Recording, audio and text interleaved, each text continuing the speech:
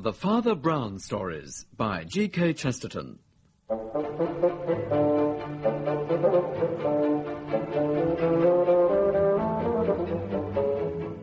We present The Arrow of Heaven, adapted by John Scotney, with Andrew Sachs as Father Brown.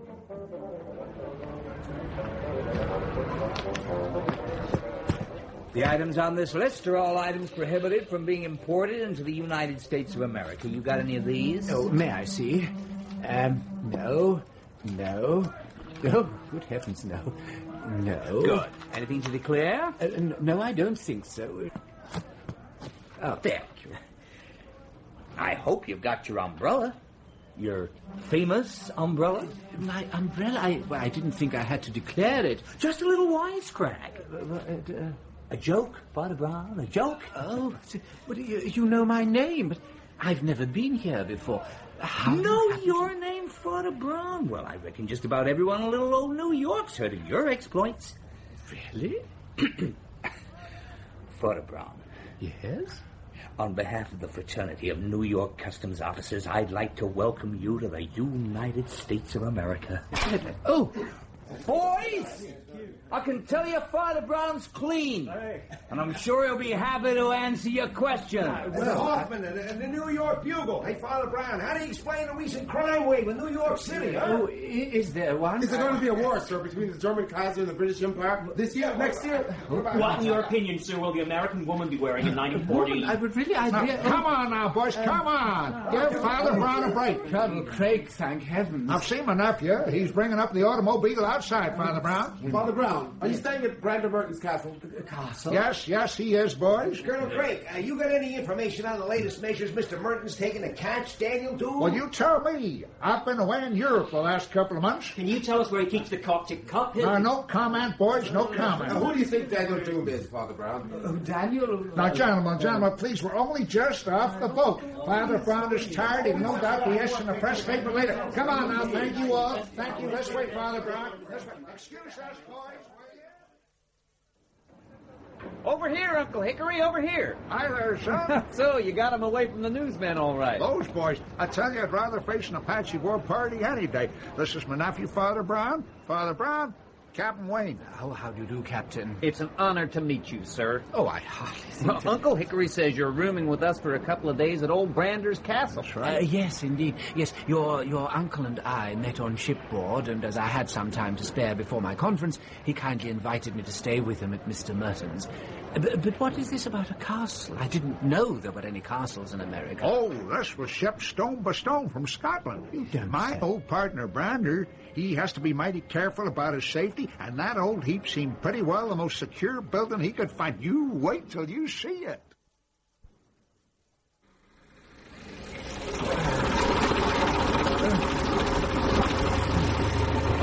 Well, now, we'll stop a minute or two here at Mason's Hollow. Oh, at last. I thought we were never going to stop. Well, we've hardly come any distance. Mason's Hollow is only 50 miles from Manhattan itself. Father Brown, my nephew's an aviator. His ideas and distance are based on flying. He considers it soon.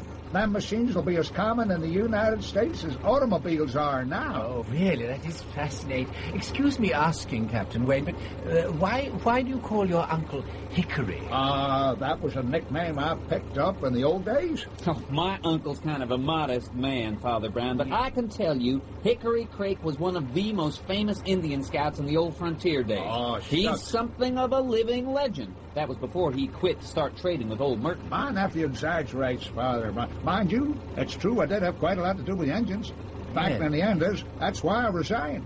I got to like the engines a whole lot better than the guys who were destroying their way of life in the name of progress. Oh, yes, well, I can understand your point of view, Colonel. There was something else I wanted to ask you, if you don't mind. Fire away. What is all this business about Daniel Doom and the Coptic Cup? Is that a horse race? Oh, no, sir, it's not. No, sirree. The Coptic Cup is a sort of chalice, I suppose you'd call it, set with uncut precious stones of various kinds. It goes back certainly before the time of Mohammed. It's led to the death of 2 millionaires who owned it.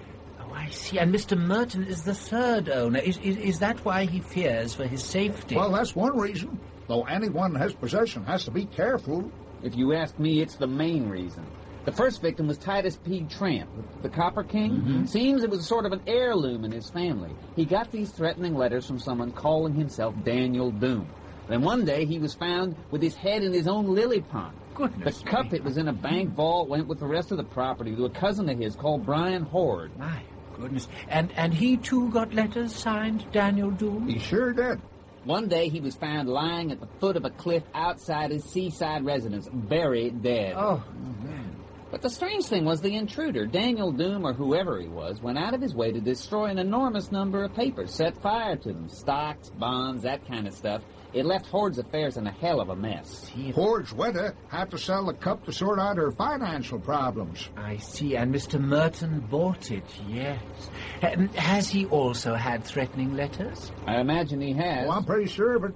Brander keeps himself to himself these days. No one but his secretary sees his letters. But I've seen him real upset and annoyed with letters. Letters he tore up before the secretary saw them. Hey, let's get out of here. See who's coming out of that drugstore? It's that son of a bitch, Drage. Too late. He's seen us. Well, hi there, Colonel Craig, Captain Wayne. Hello. I'm real glad to see you two. I don't believe I've had the pleasure, sir. Father Brown, Norman Drage. Hello. How do you do? Will you give me a ride up to the house, Captain Wayne? It's one of my days for a business consultation with good old Brander. All right, you better get in.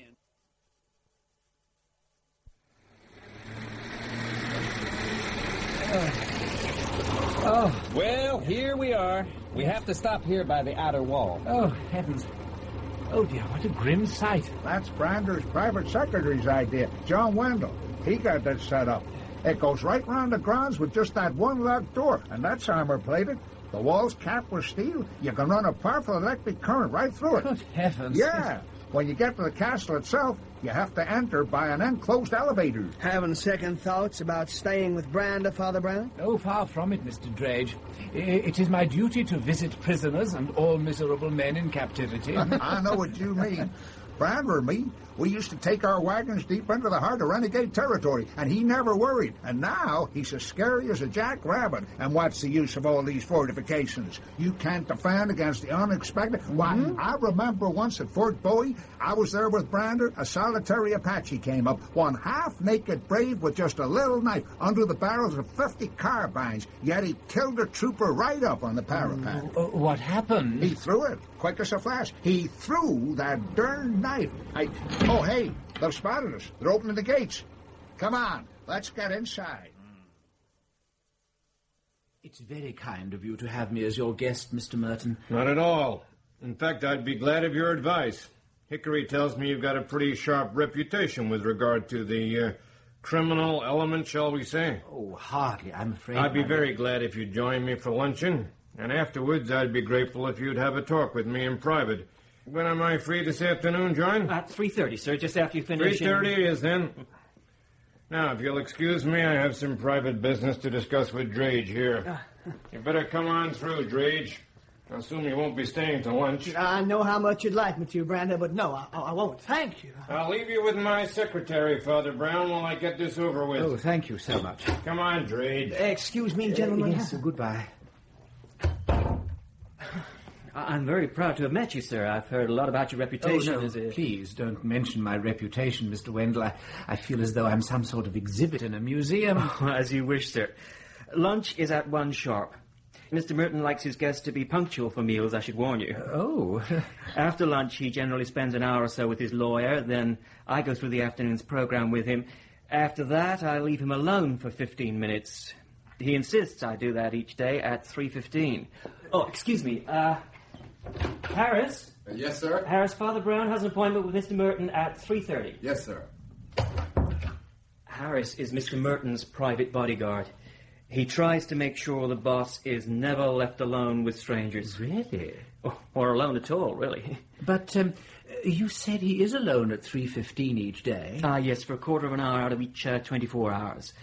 That is all the real solitude he has. Oh. And that he insists on, and for a very curious reason. Yes. The Coptic Cup is hidden somewhere in that room. None of us knows where, but every day he takes it out and worships it, you might say, alone. Oh, dear, but isn't that dangerous? Is there a window? I don't know about these things, but surely someone, knowing his habits, with a rifle... Oh, no, there's no window, only a skylight, and that's the only door with Harris on the other side. You've seen the other precautions. The doors are all kept locked, and here's the switch to turn on the electrocuting current round the walls. Oh. And, of course, we're all armed. Oh. It's pretty unlikely Doom could get in, but if he did, he'd never get out. How did you enjoy your first taste of American cooking, Father Brown? Oh, it's quite delicious, Mr. Merton. If you'd like to have some coffee, I'm sure John Wendell will be pleased to join you. Oh, of course. Oh, thank you. Well, that's it then. Well, I'll see you both later. Oh, indeed. Thank you, yes. Cream and sugar, Father Brown? Oh, how kind. Yes, please. Both. Yeah. Mr. Wendell, I hope you don't mind me saying this, but I was just thinking, these precautions you've taken... Yes? Well, aren't they a little excessive? Mr. Merton is, in effect, a prisoner in his own house. Maybe. He does complain sometimes. But this Daniel Doom is a kind of obsession with me. My full name is John Wendell Horde. Horde? Wasn't that the name of the second victim? He was my father, yes. Daniel Doom killed him and ruined my mother, as well as murdering Titus Trant, who is a kind of uncle to me. When the family went bust, Mr. Merton took me on here. Yes. I gather this Daniel Doom destroyed a number of important papers at your father's house. Yes. Seems like when he couldn't find the cup, in his rage he destroyed anything he could get his hands on. It was a crazy, senseless act. Perhaps, unless... What? Well, unless it was a deliberate act of cunning. After all, with the destruction of the shares and so forth, your mother presumably had to sell the cup. What? Do you mean... Well, it's just a thought. Oh, dear. That's been a tiring day. Would it be possible for me to have a doze in the guest suite until my appointment? Oh, of course. Father Brown? Father Brown? Where am I? Oh, yes. Yes, of course. Yes. If you'll come this way. Thank you. Harris, show Father Brown in, will you? Yes, sir. This way, sir. Thank you.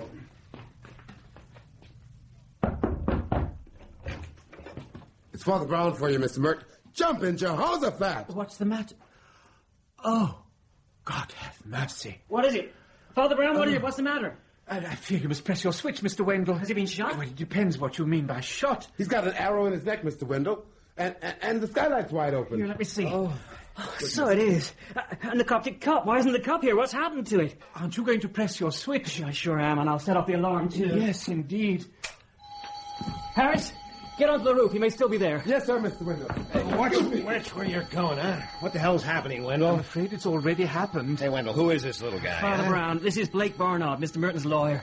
He's dead, Mr. Barnard. So Brander's dead, is he? Sorry I can't sound more surprised. I guess we all knew it was going to happen sometime. An arrow from heaven, you might say. Well, you might say that, Reverend. I say let's check the roof. Harris is up there right now. Me, I'm going down to check the guard at the bottom of the elevator. Excuse me. Oh, what's this arrow from heaven nonsense? You really believe it's a miracle? Oh, no. Miracles are never shrouded in mystery. They're really quite straightforward. When I said an arrow from heaven, I was thinking of aviation. Here's Harris. Well, if Daniel Doom was on the roof, he sure ain't there now. I'd best report back to Mr. Wendell. Where is he? He's downstairs talking to the guards. Oh, Harris, when he's finished, would you ask him to have a word with me? Sure thing, Reverend. And, by the way, did Mr. Wendell leave this floor at all while I was asleep? No, sir. No, he didn't. He was here all the time. He was in his office when Mr. Merton was with Mr. Barnard here. Then he went to see Mr. Merton himself. Yes. Then when Mr. Merton was... Well, when I guess he was killed, he was with me. Hey, you don't suspect Mr. Wendell, do you, sir? Oh, I suspect everyone, Mr. Harris. If you ask him to see me as soon as you can, please, as quickly as you can. Yes, sir. Yes. Do you have an address for Norman Drage, Mr. Barnard? I do. He's in an apartment on the east side. I'd like that address. And have you an automobile? Right outside, with my chauffeur. Good. Perhaps you'd be good enough to drive me to the flying field. I believe Captain Wayne and Colonel Craik are both there at the moment. And then if you drive to a station where I can get a train into New York... Father Brown, I'm getting to like you. You're a hustler. A hustler? Oh, really? A hustler? Here's Mr. Wendell. You wanted to see me, Father Brown? Yes, Mr. Wendell. For reasons that I'm sure you understand, you had to be the person I first suspected of murdering your employer. I see. But the actual circumstances of the murder seem to make that very unlikely. Have you informed Colonel Craik and Captain Wayne of what has happened? No, not yet. I was just going to telephone the flying field. Yes, I'd rather you didn't. Mr. Barnard has kindly agreed to take me to the flying field in his motor car. I think it would be best if we broke the news to them.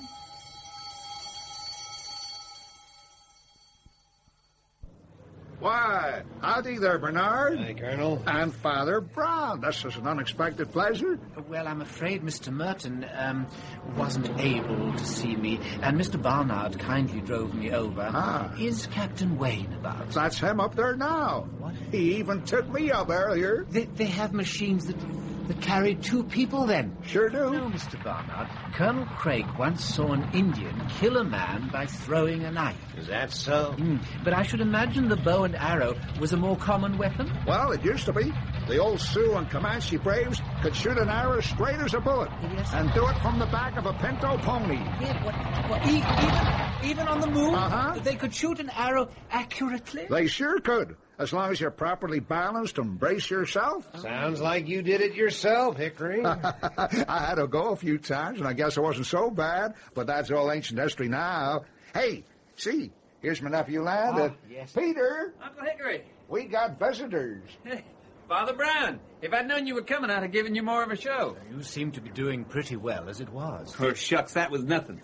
These kites are amazing. You wouldn't believe how maneuverable they are nowadays. Yes, tell me, would it be possible to get within, say, 100 yards of a tree or a building? 100 yards? I could get you within 50 yards. You want to come up for a demonstration?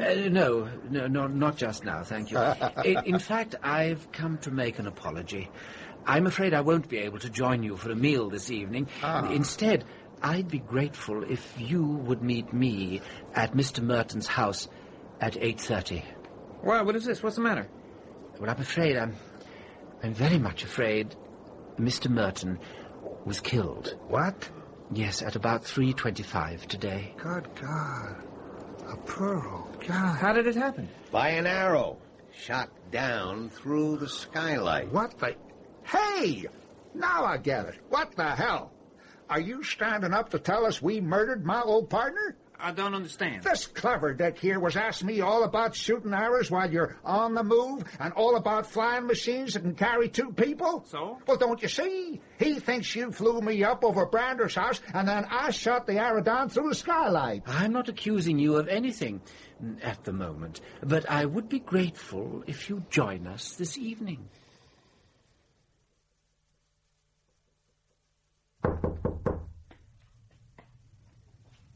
Who's there? Hello? Who is it? Mr. Drage? Who the hell are you? Oh, it's you. Do you always greet your visitors with a revolver, Mr. Drage? What do you want? I just dropped by to tell you that Brander Merton has been murdered. Has he? Well, let me tell you, he deserted 100 times over. Oh, well, why didn't you murder him then? Why not, Mr. Drage? Hey, wait a minute. You want to know why I didn't murder him? You're a nice sort of clergyman. Hey, if that's your way of saying I did, well, prove it, that's all. As for him, I reckon he was no loss. Yes, he was. I would guess he was a loss to you.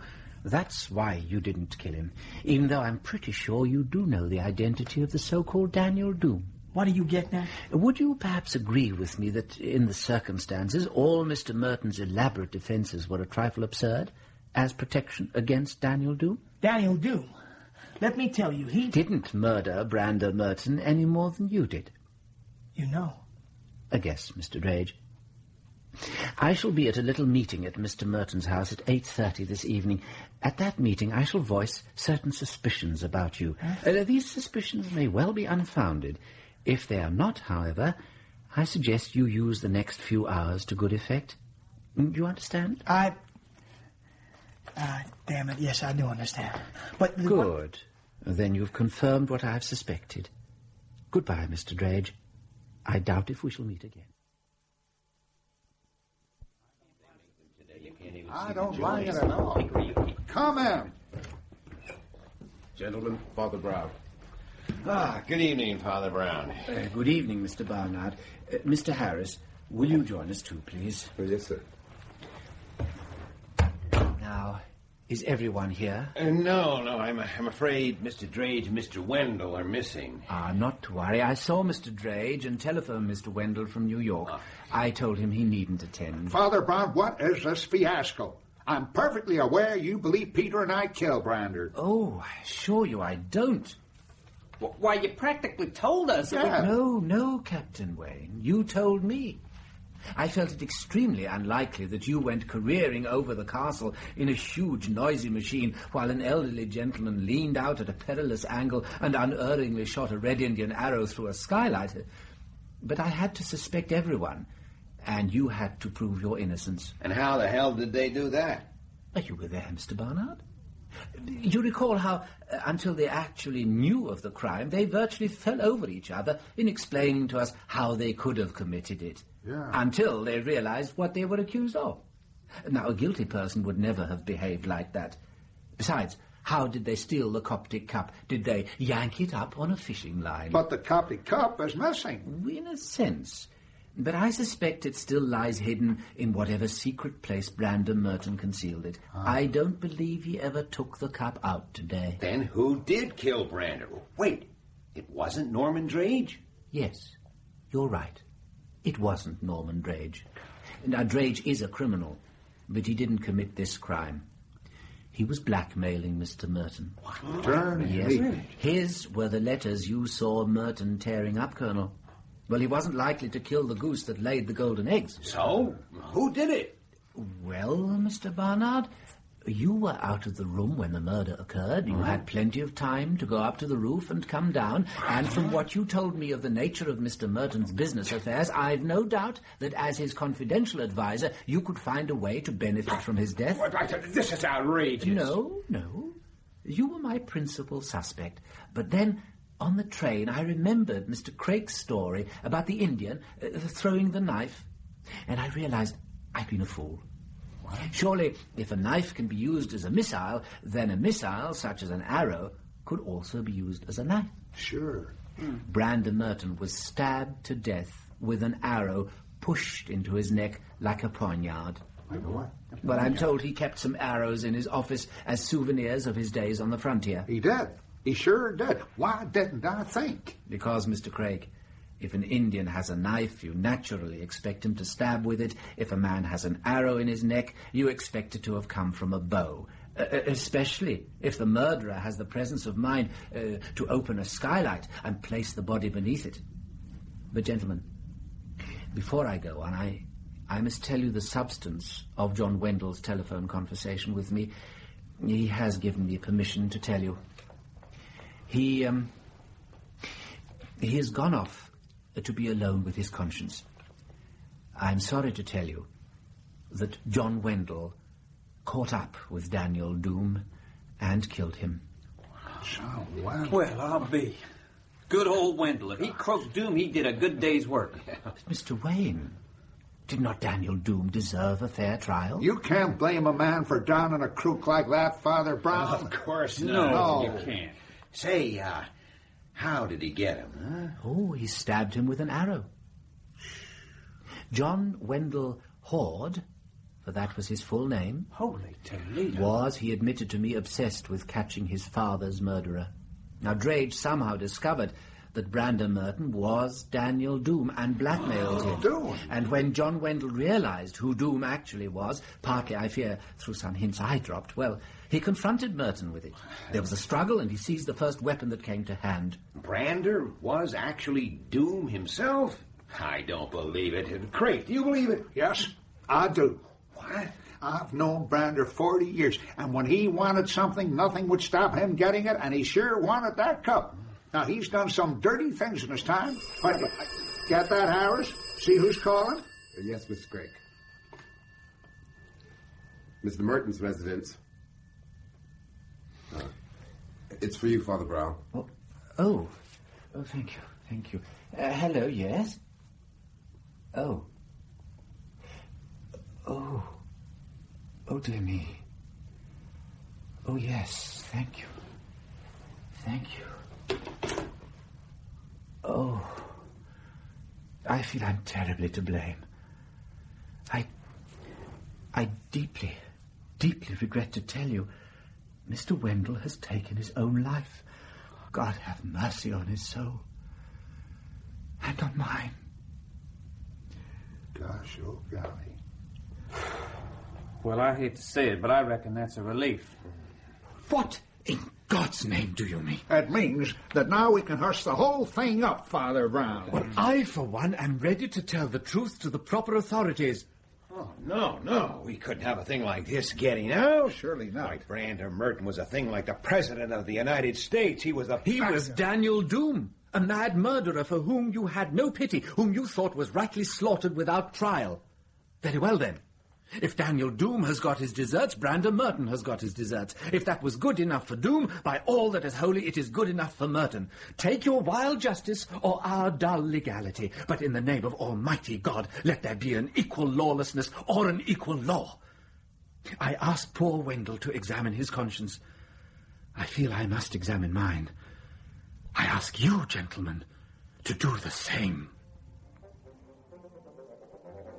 In The Arrow of Heaven by G.K. Chesterton, the part of Father Brown was played by Andrew Sachs, Barnard by Ed Bishop, Harris by Guy Gregory, Wendell by Andrew Branch, Norman Drage by Sean Prendergast, Brander Merton by Richard Durden, and Peter Wayne by Johnny Myers, Matt Craik by Harry Taub, and the Customs Officer by Tim Reynolds. The Arrow of Heaven was adapted by John Scotney, and the director from Bristol was Alec Reed.